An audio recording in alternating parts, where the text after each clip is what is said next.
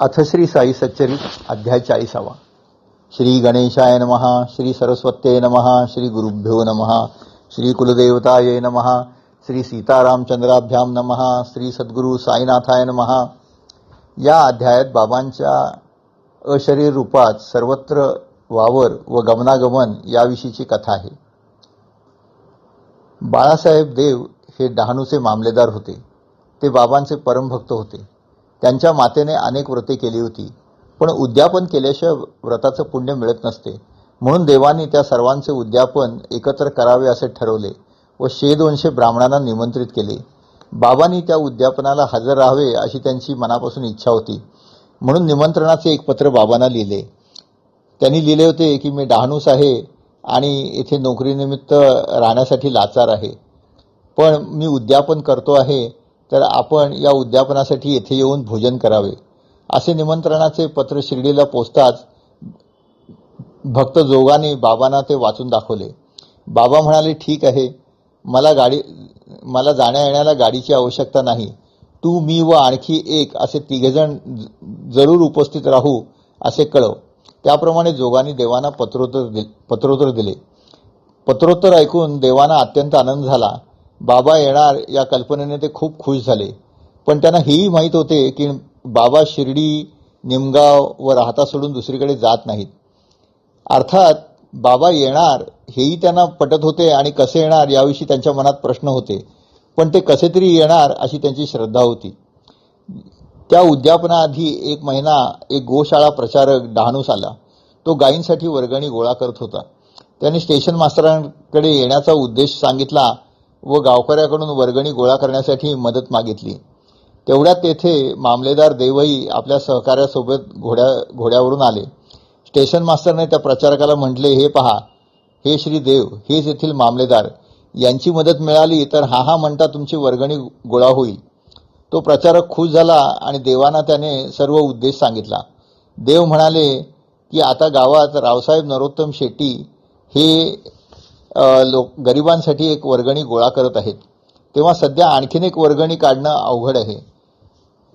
तेव्हा तुमचं गोरक्षणाचं काम महान असलं तरी आता त्यासाठी योग्य वेळ नव्हे. तुम्ही 2-3 महिन्यांनी या आणि मग मी तुम्हाला मदत करीन. तो प्रचारक मग परत गेला. त्यानंतर 1 महिन्याने उद्यापनाचा दिवस आला. त्या दिवशी देवांना तो परत आपल्या घरासमोर परांजपे वकिलाच्या घराजवळ उतरताना दिसला. देवांना वाटले की हा परत वर्गणीसाठी आला. आपण तर याला 2-4 महिन्यांनी यायला सांगितले होते, तर हा आता कशाला आला यामुळे ते थोडेसे काळजीयुक्त झाले. तेवढ्या तो प्रचारक देवांच्याकडे आला आणि म्हणू लागला की साहेब, मी यावेळी वर्गणीसाठी नाही आलो. मी व माझे 2 शिष्य आहेत. आम्हाला फक्त जेवण पाहिजे आहे. देवांना अत्यंत आनंद झाला आणि ते म्हणाले की आपण अवश्य या, घर आपलंच आहे. आपल्यासारखे ब्राह्मण असल्यास आम्ही तृप्त होऊ. मी तुम्हाला किती वाजता घ्यायला कुठे येऊ? तो म्हणाला की 12 वाजता आम्ही येऊ, जेवून जाऊ, तुम्ही काळजी करू नका. त्याप्रमाणे तो येऊन 3 जण जेवून गेले. देवाने त्यांना उत्तम भोजन, पान, फूल, दक्षिणा देऊन मग परत पाठवले. पण देवांना असे वाटले की बाबा येतील आणि ते बाबांची वाट पाहत होते. बाबा काही आले नाहीत. ते नाही आले, त्यामुळे देवांची खूप निराशा झाली आणि ते जोगांच्याकडे त्यांनी पुन्हा एक पत्र पाठवले आणि लिहिले की बाबा येतो म्हणाले होते, परंतु ते आले नाहीत आणि माझी त्यांनी फार निराशा केली. जोग ते पत्र घेऊन बाबांच्याकडे गेले आणि ते पत्र त्यांनी बाबांच्या चरणी घातले. बाबा म्हणाले, अरे, पत्रात देवानी काय लिहिले होते हे मला माहीत आहे, पण त्याला विचार की मला जर तू ओळखले नाहीस तर तो माझा दोष आहे का? आम्ही 3 जण येणार म्हटले आणि मी जाऊनही आलो. त्याने जेवायला घातले, पण त्याला वाटले की मी वर्गणी मागायला आलो आहे. मी याचक आहे. मी माझे वचन पाळतोच. त्याने मला ओळखलं नाही, यात माझा काय दोष? मी माझं वचन पाळणार नाही हे कालत्रयी अशक्य आहे. जोगाने हे सर्व पत्रातून देवांना लिहिले. देवांना अतिशय आनंद झाला, पण साईबाबांना न ओळखल्याचे दुःखही झाले. ते म्हणू लागले की आधी बाबा प्रचारकाच्या रूपात आले नसते तर मग मी त्यांना ओळखले असते. तथापि 3 जण येऊन जेवून गेले, पण मला मायेची भुरळ पडली. बाबांचे वचन कधीही खोटे होत नाही. ते म्हणाले तर ते स्वतः कुठल्याही रूपात येतात. याबद्दल हेमाडपंतांचा स्वतःचा अनुभव पहा. सन 1917 साली फाल्गुन शुद्ध पौर्णिमेला पहाटे त्यांना स्वप्न पडले. व त्यात बाबांनी आज तुझ्या घरी जेवायला येणार असे म्हटले. जागे होताच त्यांना स्वप्न आठवले आणि बाबा येणार का याचे कुतूहल वाटू लागले. मग त्यांनी पत्नीला थोडा जास्त भात शिजवायला सांगितला. पण कोण अतिथी येणार याचे त्यांच्या पत्नीला मोठे कुतूहल वाटले व त्या हेमाडपंतांना सारखे सारखे विचारू लागल्या. शेवटी हेमाडपंतांनी सांगितले. तेव्हा त्या म्हणाले की शिर्डीचं उत्तम अन्न सोडून बाबा इथे कशाला जेवायला येतील. पण हेमाडपंतांचा साईंच्यावर विश्वास होता की आता काहीतरी प्रचिती येणारच. त्याप्रमाणे अन्न शिजवून पाने वाढली, रांगोळ्या घातल्या व एका मुख्य जागी साईंसाठी पानही वाढले. जेवणाची वेळ येताच सर्व पदार्थ रायते, कोशिंबिरी, सांडगे, पापडासकट वाढले व वाट पाहू लागले.